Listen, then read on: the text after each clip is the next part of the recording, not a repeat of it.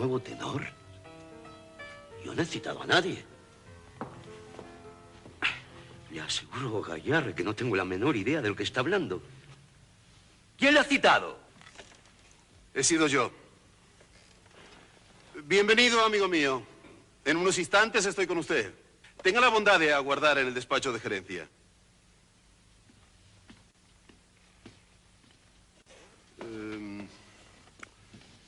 Me ha parecido oportuno el convocarle. En la eventualidad de Maestro Gómez. Sí, señor Gallard. ¿Estrena usted alguna otra ópera suya? ¿Sabe usted perfectamente que no? Estreno Il Guaraní.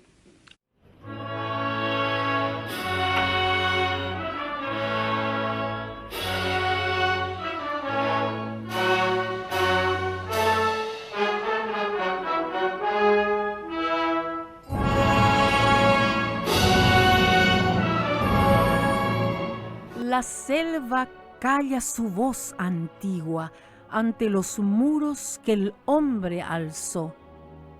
La piedra busca una gloria ambigua, mientras el bosque su alma perdió.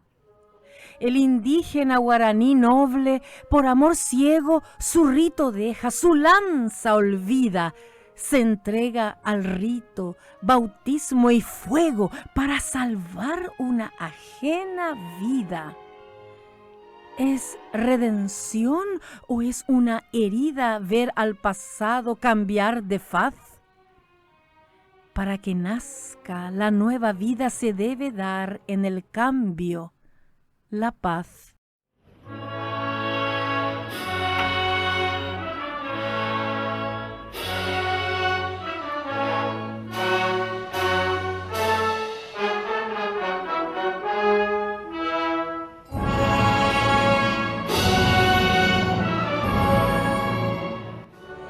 El compositor brasileño Antônio Carlos Gomes, 1836-1896, siglo XIX, es ampliamente reconocido por su ópera Il Guaraní, estrenada en el Teatro alla Scala de Milano, Italia. Este es el tema del segundo episodio del podcast Melodrama Guaraní que estamos grabando aquí en UGA Radio de la Universidad Gran Asunción UGA en Capiatá. Antônio Carlos Gómez aprovechó la fuerza del género lírico para incorporar elementos nativos que transmitieran emociones en escena. En el episodio de hoy conoceremos detalles de la historia, de la trama de la ópera Il Guaraní y de su compositor, el brasileño Antônio Carlos Gómez. Antônio Carlos Gómez nació en Campinas, estado do São Paulo, Brasil, el 11 de julio de 1836 y desde temprana edad mostró interés por la música, alentado por su padre Manuel José Gómez. Atención, Gómez, el apellido es con la S. La versión española es con la Z. Quien también era músico, el padre también era músico. Entonces, de joven, Carlos Antônio Gómez compaginaba su trabajo como sastre con el estudio de la música.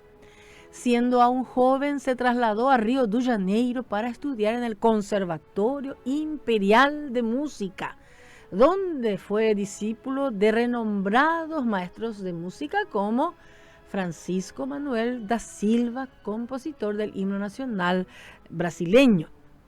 En 1861, Antônio Carlos Gómez estrenó su primera obra importante, A Noite do Castelo. En el mes estrenó su primera ópera en el Teatro Lírico Fluminense y fue aclamado por un público entusiasta.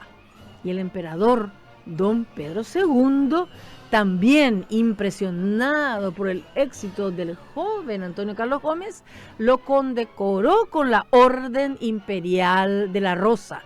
Y no solo eso, le dio una beca de estudios en Europa. Se dice que don Pedro II hubiera preferido que Carlos Gómez vaya a Alemania, donde estaba el maestro Richard Wagner, que era una figura destacada, pero su esposa, la emperatriz napoletana de Italia, doña Teresa Cristina de Borbón, princesa de las dos Sicilias, dijo: "Ma no, questo ragazzo va in Italia". No, este muchacho tiene que ir en Italia. Eligió Milano para escribir óperas.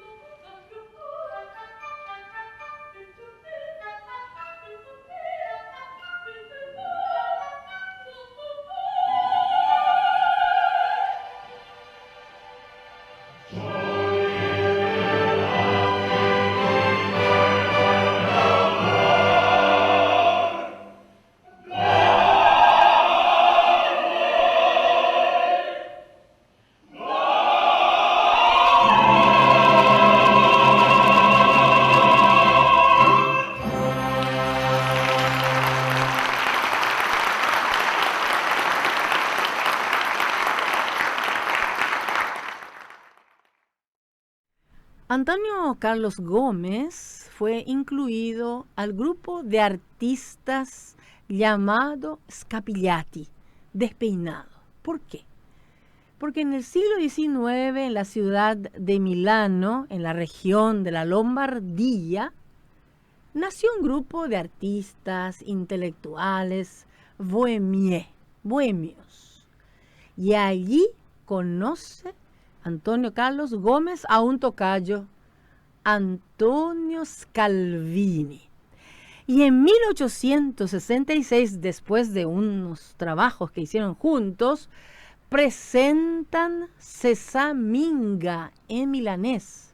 Sesaminga significa yo no sé, en dialecto milanés. Una revista musical que era la forma musical, el género de moda en esos tiempos, siglo XIX, finales del siglo XIX. Antonio Carlos Gómez buscaba inspiración para esa ópera lírica. Él quería ser famoso, ganar un Grammy.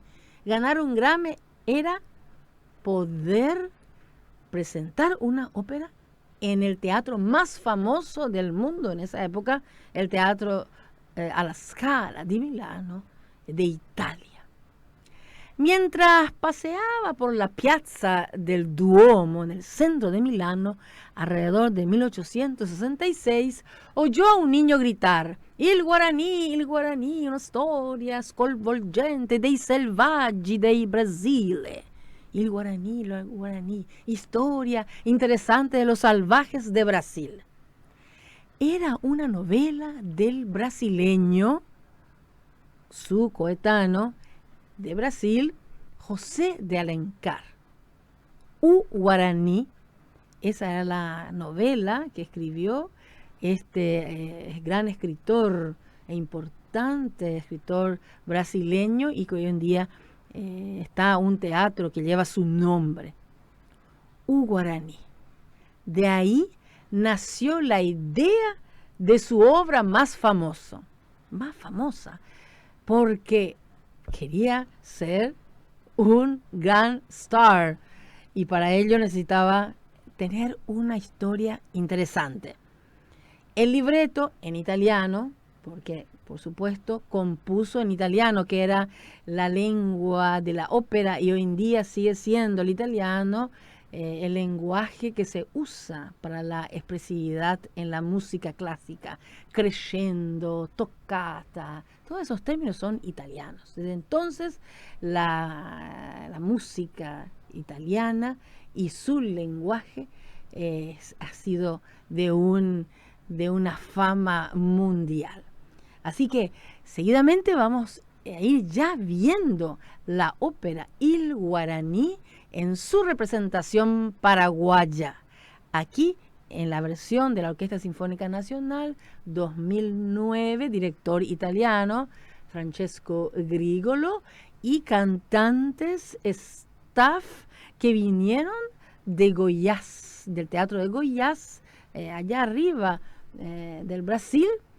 8 cantantes, desde Don Antonio de Marís, González, estaban los aventureros españoles y los aventureros portugueses, que siempre estaban en disputa, porque las óperas son así, van contando historias. Así que seguidamente, ya no hay tiempo que perder, vamos a ver la escena donde entra la protagonista soprano, que tuve el honor de protagonizar, Cecilia, la hija de este portugués, que fue salvada por el indígena guaraní Perí. Entonces hay esa escena donde entra la soprano, luego el tenor, un Ave María, el momento de oración, para luego despedir el primer acto con el dueto de amor tenor y soprano, en este caso Cecilia, portuguesa, y el indio guaraní, como terminan siempre los actos, con los duetos de amores.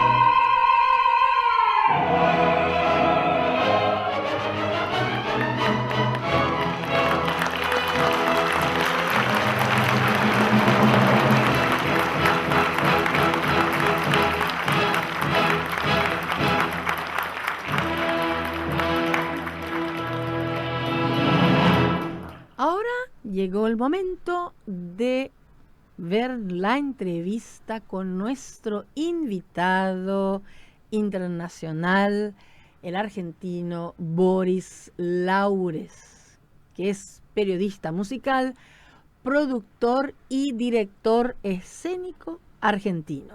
Realizó estudios musicales en el Conservatorio Julián Aguirre, porque el concepto para los directores escénicos de ópera es que tienen que tener estudios musicales para poder ser exactos en la diagramación de movimientos escénicos. Entonces, aparte de estudios musicales, estudió periodismo con Juan Andrés Sala y nada más y nada menos que el famoso periodista Víctor Hugo Morales, el uruguayo. Y los estudios de dirección escénica, por supuesto, en el Teatro Colón de Buenos Aires. Actualmente dicta clases de historia de la música en diferentes universidades de América y clases de movimientos escénicos. Ha participado como jurado en concursos internacionales de canto, entre otros espacios artísticos y académicos. A través de la Radio Nacional Clásica, Boris Laures llega a todas las provincias, arma redes de trabajo y propone actividades interesantes como esta entrevista que vamos a escuchar y ver.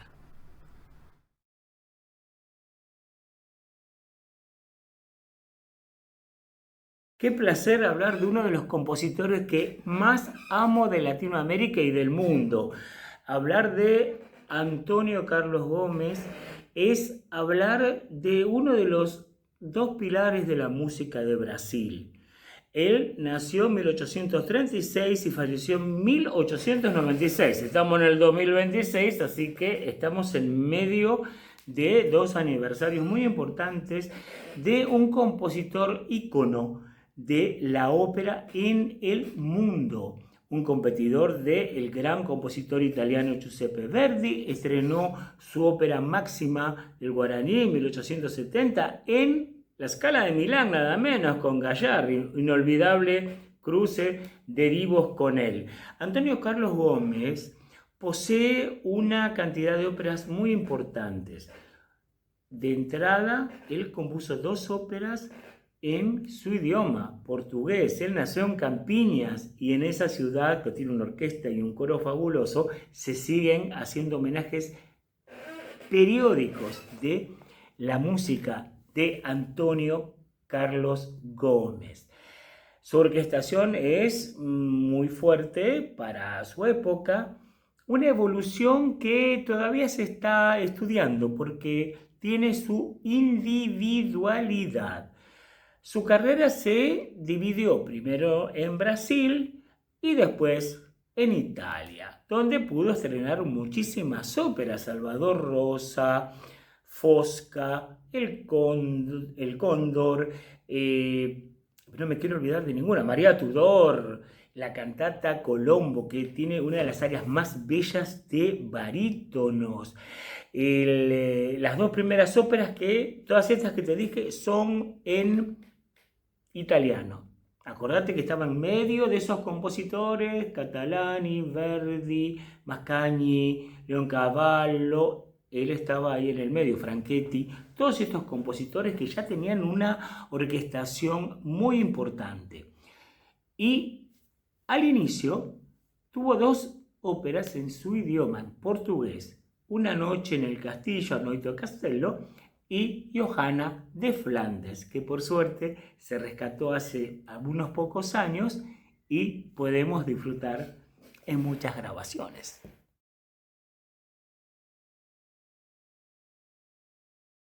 A ver, vamos a hablar del compositor Antonio Carlos Gómez y su relación con nuestro país, con la Argentina. No es tan fluida como hubiéramos deseado. Estamos hablando de un compositor que, si bien jamás compuso una sinfonía, sí tenía oberturas en casi todas sus óperas, intermezzos y muchos pasajes orquestales, los inicios de los actos, ballets, y que ahí notamos su influencia en lo que tiene que ver con el mundillo alemán, francés y por supuesto italiano. Podemos hablar de Respighi, de Berlioz, de Wagner y Richard Strauss, que son los monstruos que lo rodeaban y él con su impronta lo podía lograr. Acá en Buenos Aires, en el Teatro Colón, nunca se pudo escuchar en el nuevo, ¿no? El de 1908 hasta la actualidad, nunca se pudo escuchar completo una ópera. Hace poco vino la orquesta municipal de San Paulo y pudimos escuchar 4 fragmentos de Il Guaraní con una soprano brasileña muy joven y con la dirección de Roberto Minchuk. En el Teatro Coliseo, sí, en el Teatro Marconi también. Ahí se pudieron ver al inicio del siglo XX algunas de sus óperas. Y te voy a contar una anécdota. Un día veo una nota que en el Chaco, en el Domo del Chaco, se iba a ofrecer una función sola de Il Guaraní con un elenco que comprendía cantantes argentinos, la soprano de Paraguay y el barítono de Brasil. El director también creo que tiene que ver con Paraguay. Un trabajo de producción grandísimo donde se pudo ver con el gran Luis Lima la ópera Guaraní. Esto fue en el Chaco. Inolvidable esos artistas. Por suerte hay un gran video y una grabación que pude rescatar, y desde Radio Nacional Clásica, donde te estoy hablando, mi nombre es Boris, pudimos disfrutar en muchísimas ocasiones. Yo creo que las óperas, si bien en Bulgaria se hicieron Fosca, se hizo Salvador Rosa, se hizo Guaraní con versiones estupendas, en Bonn, Plácido Domingo con Verónica Villarroel y Carlos Álvarez grabaron en estudio la ópera. Yo creo que Antonio Carlos Gómez tiene mucho más para contarnos.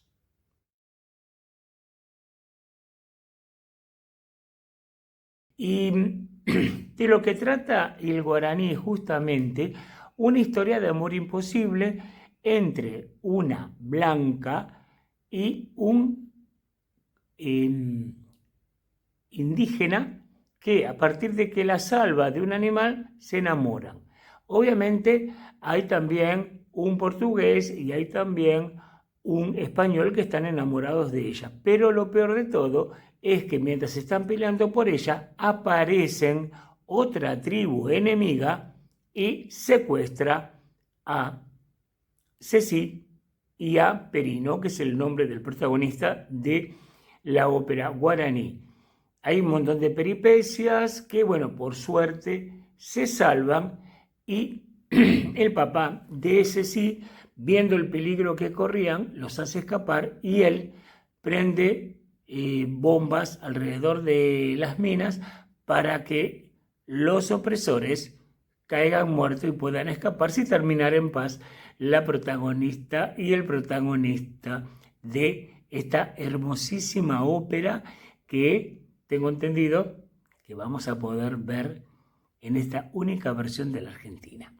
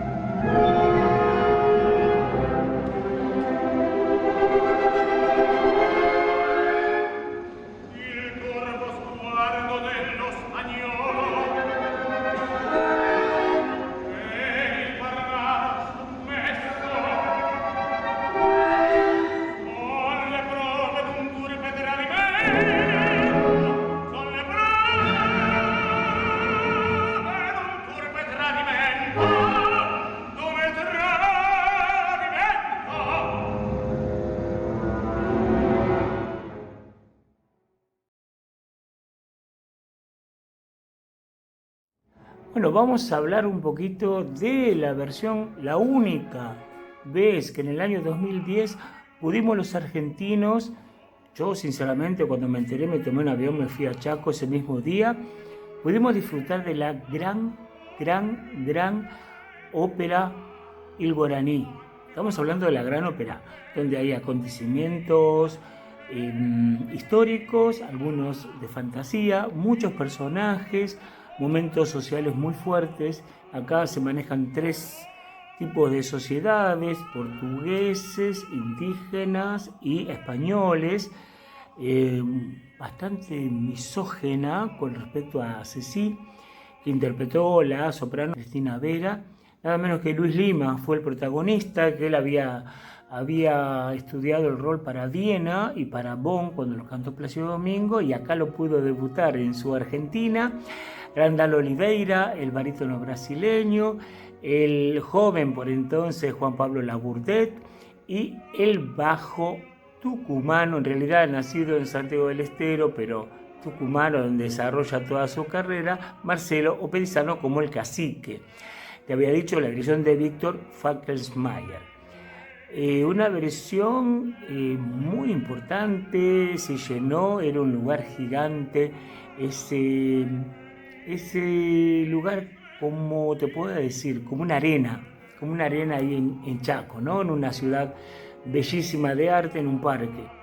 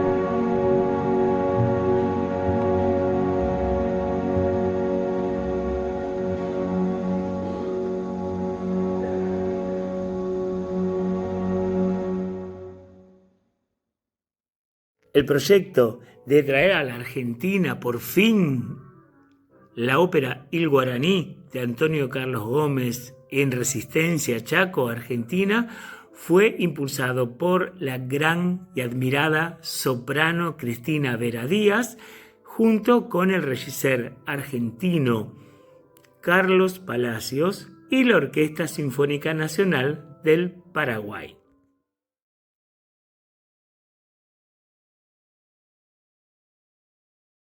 Las 3 profesiones que tengo tienen que ver entre sí, pero fueron surgiendo de a poco. Primero estudié música, después estudié periodismo y después estudié dirección de escena. Eso me convirtió en un profesor que nunca me imaginé ser profesor de 3 importantes universidades de mi país. Para ser periodista de actualidad primero tenés que tener un conocimiento cabal de todo lo que fue la historia, para poder hacer comparaciones con los artistas de la actualidad. Compositores, compositoras, artistas, instrumentistas, orquestas, directores y sobre todo teatros del planeta.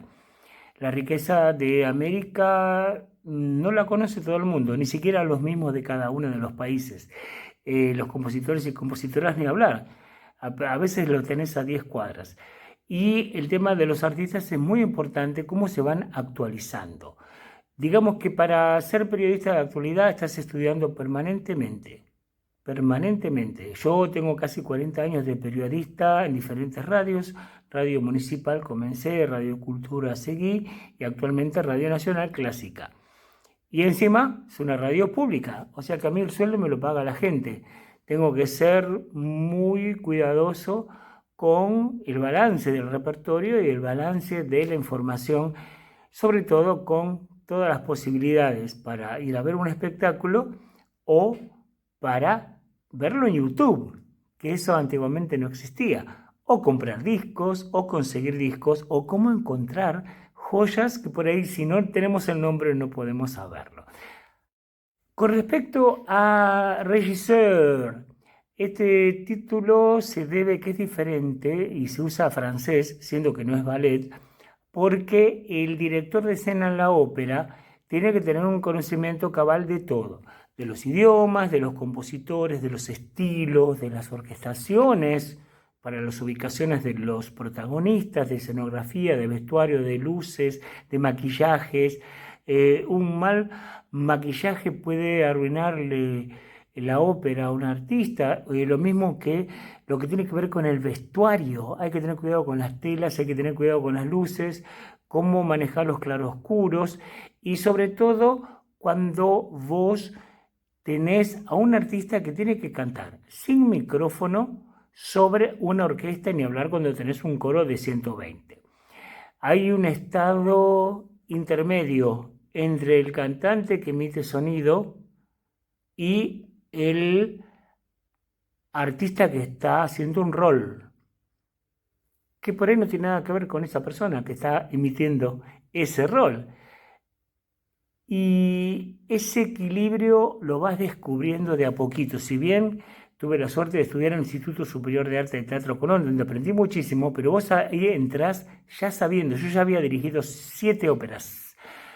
Yo empecé tarde a dirigir ópera. Fue por accidente en Brasil, fui como periodista y como jurado de un concurso Madama Butterfly. Casualmente, en pocos días la voy a dirigir en Neuquén. La dirigí en Lima, Perú, en el Gran Teatro Nacional, y la debuté en 3 ciudades de Brasil, en Caxias do Sur, en Porto Alegre y en Florianópolis. Mirá qué ciudades, las 3 con teatros bellísimos.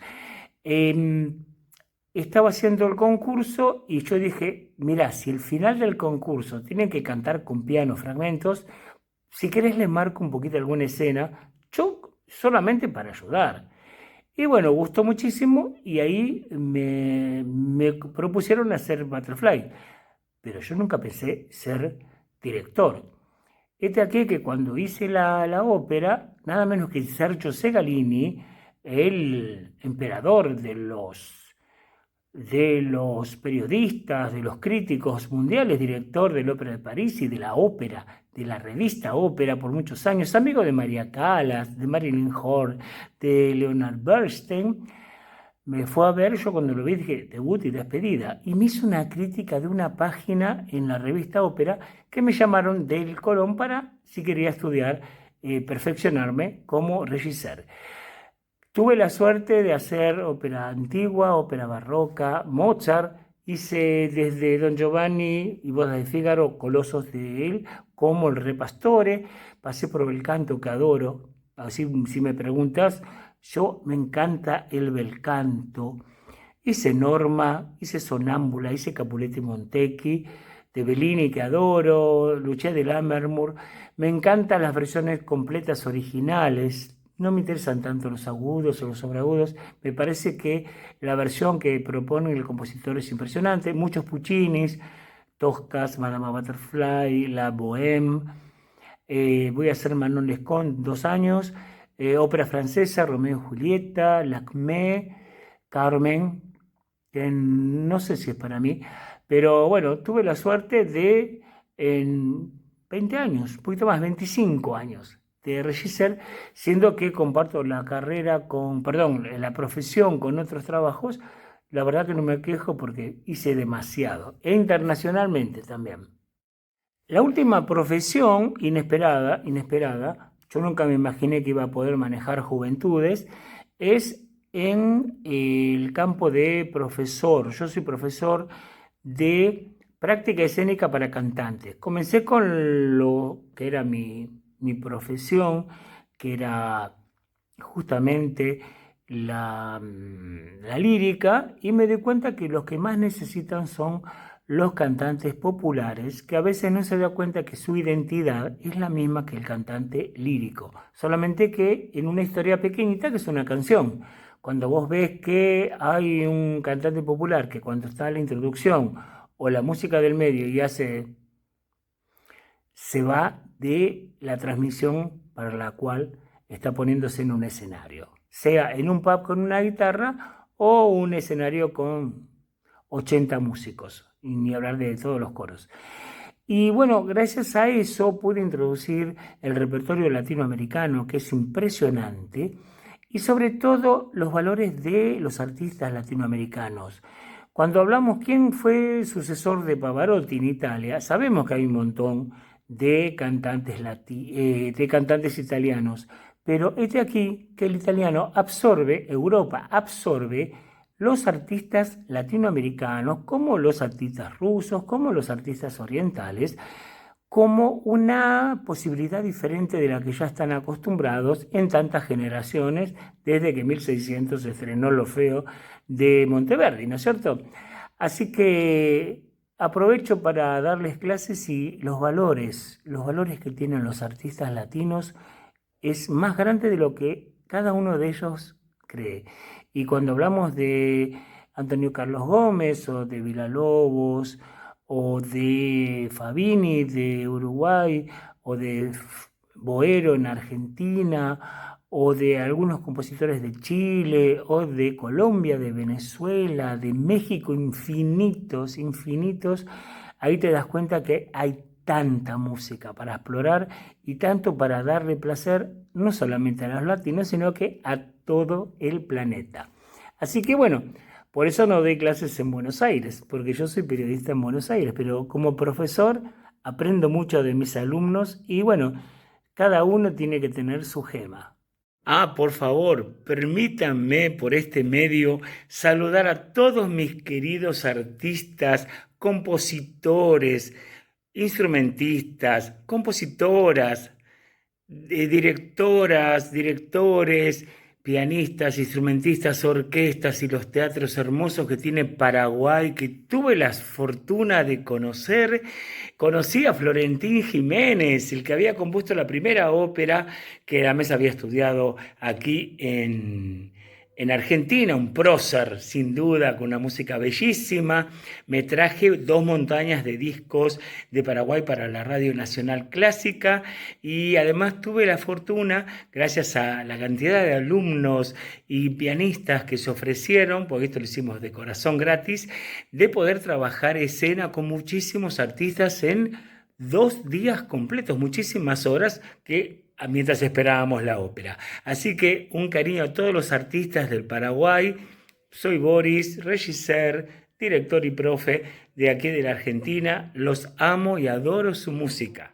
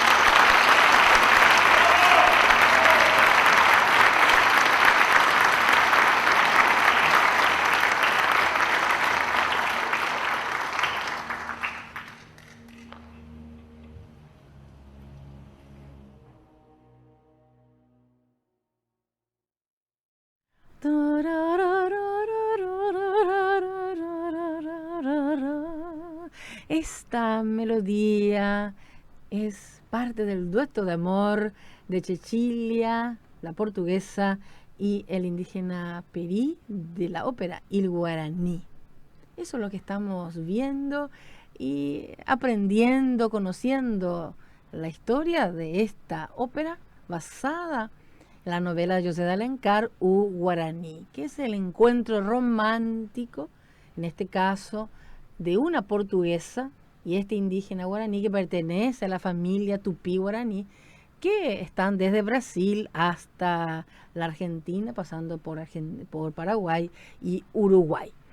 Ahora queremos ofrecerles un espacio especial, un diálogo virtual con Laura Marín, podemos decir discípula de Rolando Rasmussen, quien fue el regisseur, el director escénico del concepto escénico visual de luces, de vestuario, de escenografía, de esta puesta de Il Guaraní en el 2009 con la Orquesta Sinfónica Nacional.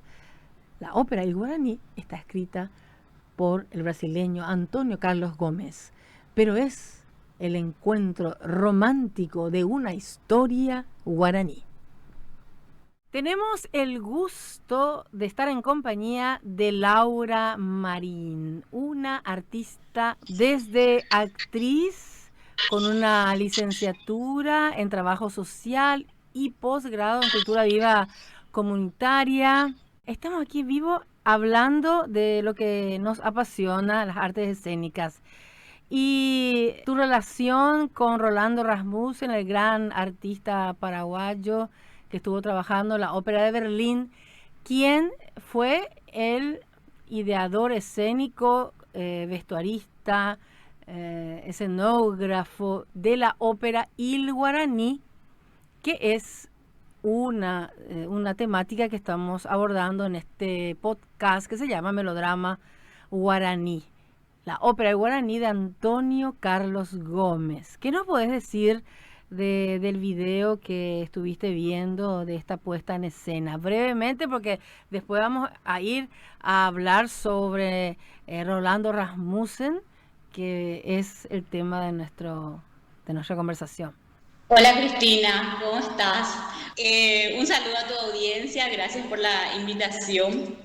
Y bueno, en base a lo que vi del montaje de la obra Il Guaraní, de la ópera, que fue en el 2009 creo, como es que dice nuestro investigador teatral Jorge Duati, tuve una experiencia tecnovivial, porque viste que hay una nueva terminología, ¿verdad? Que es cuando vos, esto que estamos haciendo es tecnovivial, y es muy diferente que el convivio, que es ese encuentro, que es el ritual humano que es con la ópera, con el teatro. Hay una zona de experiencia que es como imposible de reproducir cuando es tecnovivial, ¿verdad? Entonces yo tuve esa experiencia tecnovivial con la ópera Il Guaraní. Algo que me llamó súper la atención, Cristina, vos sabés que estaba mirando sobre la ópera Il Guaraní y encontré números muy místicos. Sí. ¿Sabes qué? El estreno mundial de la ópera Il Guaraní se hizo en 1870 en la Scala de Milán. Decime si eso qué te dice. No, y para más un 18 de marzo, un mes también místico y realmente...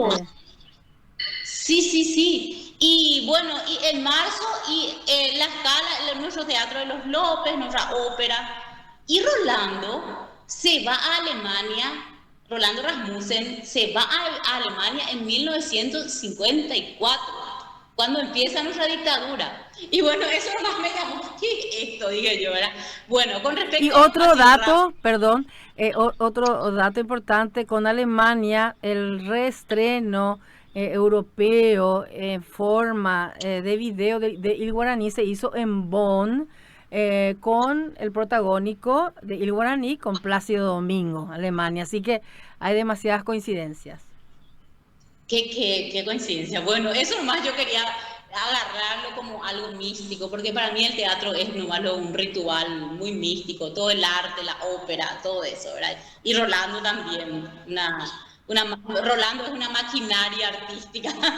Bueno, con respecto a mi experiencia, yo cuando vi la majestuosidad de ese montaje, dije, esto es de Rolando, ¿verdad? Y conocí algunos vestuarios que él tenía en exposición en la Casa del Teatro. Con esas plumas y lo que era muy de él, ese montaje, esa cosa grandilocuente de lo escenográfico. Creo que había cambios de escenografía. Pues yo te pregunté, ¿cómo lograron hacer eso en el municipal? Cambiar la escenografía, porque vi que era otra escenografía después. Y bueno, un montaje grande, algo ambicioso, que hay que ambicionar otra vez. Y bueno, yo vi ese trabajo artístico, porque yo creo que el artista pone su mística en su creación, y eso es lo que disfruta el público, ¿verdad? Entonces, desde lo tecnovidial yo pude ver eso. Obviamente que no va a ser lo mismo nunca, que el estar ahí y disfrutar de un espectáculo grande que, bueno, después uno sale del espectáculo y sale como reconfortado, ¿verdad? Esa para mí es la mística. Y yo lo conozco en el 2008 en Berlín. Hicimos justamente la propuesta, se llamó Melodrama Guaraní. ¿Por qué melodrama? Melo significa música en griego, drama, acción. Y guaraní, ¿verdad? Porque nuestra zona, nuestra cosmovisión. Porque este podcast está dividido en 3 episodios. El primer episodio fue del barroco guaraní, con Antonio Zípoli, y el tricentenario de su fallecimiento.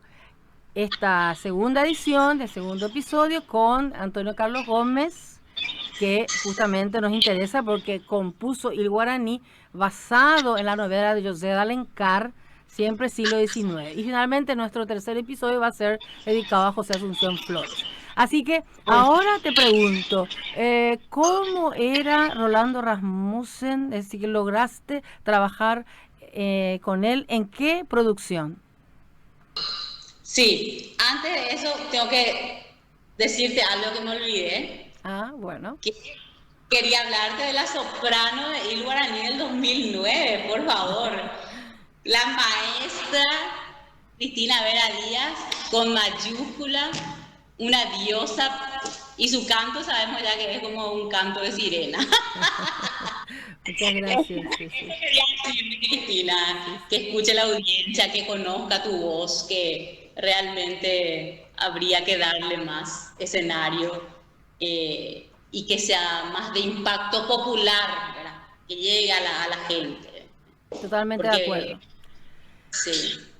Y bueno, entonces, háblanos de las 2 producciones, porque ya me habías comentado que fue Metrópolis, la primera producción artística, cuando Rolando asume la dirección de la Casa del Teatro. Antes estuvo como director del Ballet Nacional, porque entre sus facetas fue también bailarín y coreógrafo, ¿sí? Entonces, contanos de esa experiencia de Metrópolis y Fausto, que fue algo inconcluso y que ahí nos conocimos al terminar la obra de Fausto, una propuesta multidisciplinaria donde también ahí te conocí en todo tu esplendor como actriz, como autora, como diseñadora visual, ¿verdad? Sí, bueno, a ver, yo no sé si te voy a hablar de Rolando Rasmussen. Creo que hay que hablar de su faceta como ser humano, de su faceta artística, creadora, ¿verdad? Hay varios Rolando, ¿verdad? El Rolando que me dice una chica que trabaja con él, una funcionaria, el jefe se fue a casa. Rolando es, no sé, un día, o sea, no sé, tenía una humanidad increíble, que yo le conocí a él en el año 2015 en el montaje de Y descendió a los infiernos de Moncho Azuaga. Ahí le conocí yo. Entonces, el periodo de amistad y de también trabajo artístico que tenemos, no solamente yo, sino que un grupo de compañeros con Rolando, es a partir del 2015 hasta el 2021, donde le lleva la peste, ¿verdad? Es como le llamamos a la obra. Bueno, en ese sentido, a ver si te puedo resumir, ¿verdad? Él le pone un toque al expresionista y le da un brillo, una cosa exótica al trabajo que estábamos haciendo con Moncho. Entonces eso fue algo que creo que una de las puestas más grandes, porque el parque Carlos Antonio López, el Mangrullo, se llenó. Ahí yo le conocí a Rolando. Entonces en todo ese periodo seguimos haciendo cosas callejeras, ¿verdad? Eso de carretas, montajes callejeros, por ejemplo, alquilábamos un carrito del bañado, interveníamos en la calle Palma, o en canoa en el río, agarrábamos, le pagaba yo al canoero, después me iba a actuar y así, y Rolando hacía todo el vestuario y montaje. Bueno, eso de paso hasta el 2019. Después empezamos a hacer cosas chicas con Rolando y con algunos compañeros, Jorge Leguizamón, muchos compañeros, muchos. Y bueno. Estamos hablando de la ciudad de Asunción, ¿verdad? Porque nuestro público abarca sí. toda la red de Ibermúsica, porque este podcast debemos agradecer a la Ibermúsica, al programa Ibermúsicas, y también acá a UGA Radio, que nos está dando este espacio y donde podemos hacer esta comunicación muy importante. La UGA Radio, que está dentro del proyecto del programa Unigran, Universidad Gran Asunción, que está en el Gran Asunción de Capiatá. Así que, bueno. Entonces, hablamos ahora entonces lo que yo anunciaba, que era Metrópolis, ¿verdad? Que vamos a buscar algunas imágenes, vamos a ir agregando algunas imágenes de esas puestas. Bueno, ¿cómo nosotros empezamos a trabajar? Porque empezamos a hacer cosas chicas hasta que, por ejemplo, empezamos a teatralizar las películas El silencio de Ingmar Bergman y eso es chiquitito. Después, ¡pum!, se nos abrió la mente y dijimos, bueno, este año vamos a hacer algo más grande. Y ahí prestamos una pantalla grande de 7 metros por 5 en la Secretaría de Cultura y empezamos a mezclar todo. Entonces, Metrópolis, que es expresionismo, hay una película que se llama Metrópolis, que es del director alemán Fritz Lang, y su esposa, la guionista, Dea von Harbour, creo que se llama. Bueno, Metrópolis es una película memoria del mundo, reconocida por la UNESCO como memoria del mundo. Yo no sé cómo encontré esa película, buscando. Entonces le pregunto a Rolando, y Rolando me dice, sí. Y empezamos ahí a explorar, ¿verdad? Entonces creamos un grupo de experimentación-creación. Entonces lo que hicimos es esa mezcla del cine mudo con el teatro. Eso fue en pandemia. Entonces, ¿qué hicimos? Sacamos parte, creamos un pequeño guión. Entonces empezamos a montar, ¿verdad? Entonces la parte de la entrada de una casona, para que tu audiencia entienda, una casona gigante que va de una calle a la otra calle hay otro edificio, y el patio, cruzas la calle. Entonces, ¿qué hicimos nosotros? En la terraza pusimos un proyector, y proyectamos por la otra calle, Metrópolis, ¿verdad? Y pasa que Freddie Mercury también le hace un homenaje a Metrópolis. Entonces era una cosa, un espectáculo demasiado grande, ¿verdad? Que era en pandemia y se llenó la casa del teatro. Y bueno, entonces Rolando le puso sus vestuarios, porque Metrópolis, la obra Metrópolis lo que muestra son las clases sociales. Entonces, en una dimensión estaban las máquinas y los trabajadores que lo que muestra es que los trabajadores son parte de la máquina. Entonces, esa cosa capitalista, ¿verdad?, que muestra, y la clase burguesa que está arriba, pero alucinante, y Rolando le supo poner ese vestuario, ¿verdad? Era otro mundo. Hasta que viene un protagonista abajo y ahí se arma todo el problema, ¿verdad? Y bueno, y ese fue el montaje demasiado grande que hicimos con Rolando. Y No sé si, y entonces, ¿qué es lo que hacíamos? Como era, empezamos con la escuela de espectadores, entonces a partir de ahí empezamos a tener debate con el público sobre la obra y lo que implica el contexto de la obra, porque ahí también nosotros, ahí ya empezamos a contactar con la Universidad de Buenos Aires y con el investigador Jorge Duati, que tiene trabajos sobre el expresionismo. Y ahí empezamos a unir la teoría y la praxis. Entonces, ¿cómo surge el expresionismo? ¿De dónde surge? Y ahí empezamos a estudiar todo lo que es el expresionismo, que viene del horror de la guerra y surge el horror. Entonces, del horror surge el expresionismo, y Nosferatu y todo eso, ¿verdad? Y para terminar, porque como se dice, el tiempo siempre es oro en estas entrevistas, de la performance Fausto, basado por supuesto en la famosa novela de Goethe, pero de una película, porque siempre seguiste con la misma línea de multidisciplinaria, de incursionar el cine mudo, el cine, teatro, un poco de música también. Y ahí apareció la Schola Cantorum en uno de los ensayos. Bueno, nosotros empezamos a ensayar el Fausto con Rolando. Y en ese interín, él creo que tiene el COVID, ¿verdad? Y ahí falleció Rolando. Entonces cortamos nuestros ensayos y pasó un tiempo y empezamos a montar ya en homenaje a Rolando. Bueno, ese trabajo, una vez yo recuerdo, quiero contar eso, que en la casa de Rolando empezamos a ver la película. Y de la película nosotros sacamos el guión, pero sacamos una parte y la achicamos, hacemos un reprise. Y bueno, entonces, ¿qué es lo que hacemos? Le incluimos cosas cortamos la parte de las películas para armar como un collage, pero un collage que cuenta una historia. Y la película se llama, por supuesto, el mito del Fausto, el bien y el mal, el pacto con el diablo. Después voy a contar eso, que hay en la Argentina, por ejemplo, hay todo un estudio del mito, de la expresión del mito del Fausto en la Argentina. Acá también la gente hace muchos Faustos, ¿verdad?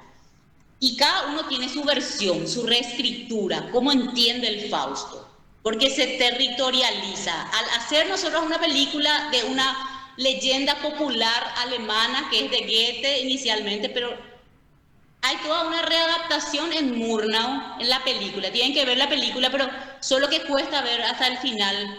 Fausto es más amigable de Murnau. Bueno, entonces montamos ahí y ahí aparece la Schola Cantorum. Tu pasó cada cupera. Boca abierto, cuando cantaban los chicos. Regina Celli era argentina. Sí, Regina Celli. Los actores vinieron, hicimos un ensayo general y nosotros lo que hacíamos es hacer nosotros nuestro periodo de ensayo y lo hacemos como nosotros tenemos la experiencia de hacerlo itinerante. Entonces había un problema que yo veía que teníamos, que era la estética en el movimiento de los actores. Entonces ahí le invitamos a una compañera que trabajó con Walma Jans para que el movimiento tenga precisión. Entonces ahí buscamos una estética con un movimiento preciso y un estilo de intervención, de montaje del espacio, que no es ese teatro que vos te vas en la sala y ves, es otra cosa, en donde vos el espacio es como protagonista. Entonces vos escuchás el espacio y empezás a montar. Entonces montamos unos andamios abajo, que era otro espacio, entraba ahí la gente y subíamos las escaleras hasta ir a la terraza. Y en la terraza se ve toda la ciudad, la noche azucena. Entonces eso ya tiene una mística. Y entonces ahí usamos fuego, qué sé yo, ¿verdad? Y cada Fausto tiene su versión. Nosotros, Goethe le envía el Fausto al cielo y nosotros le salvamos también al Fausto, como que el ser humano siempre tiene salvación a pesar de todas sus cosas.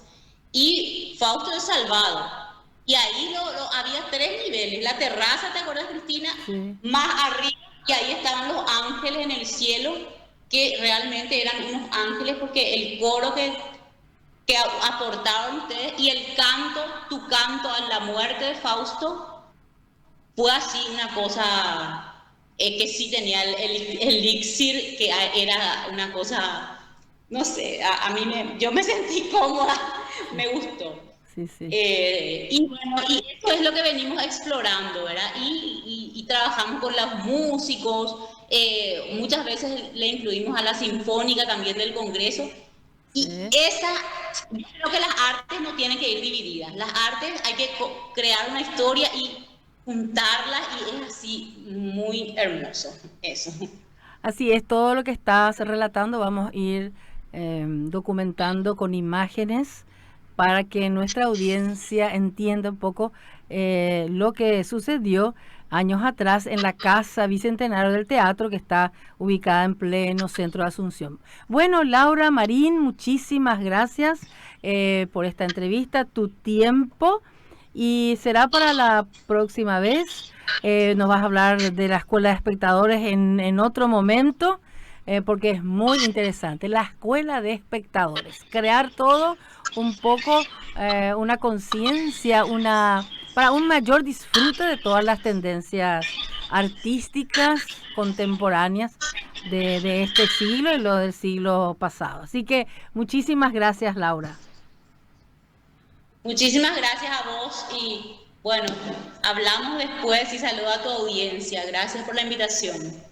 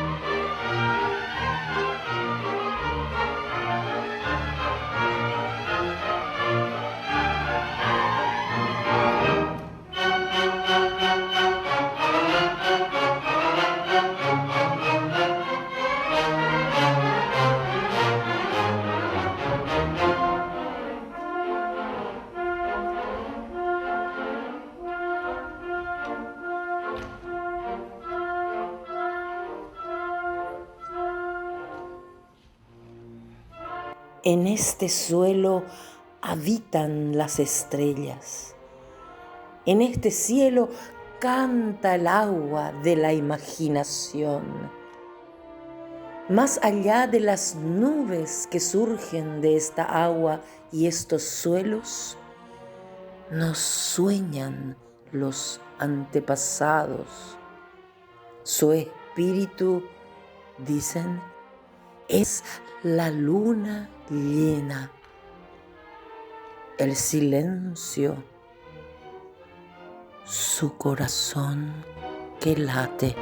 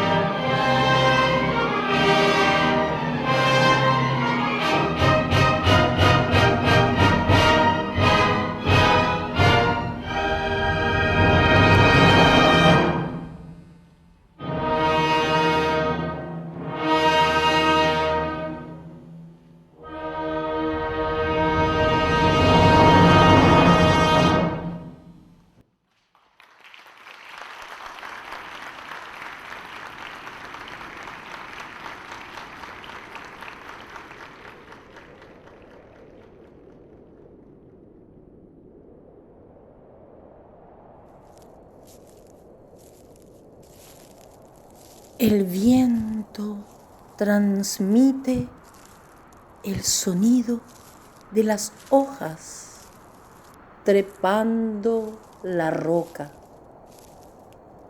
Es la voz de un indómito pueblo por miles de estrellas protegida.